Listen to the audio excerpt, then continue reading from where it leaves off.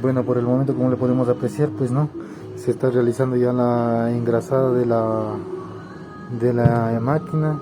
Procedemos a engrasar toda esta parte igualmente, que quede todo bien engrasado para que pueda trabajar tranquilamente y no tenga inconvenientes el cliente, ¿no? Eso es de mi parte. Pues muchísimas gracias a todos y estaremos en otro video. Gracias, chao chao.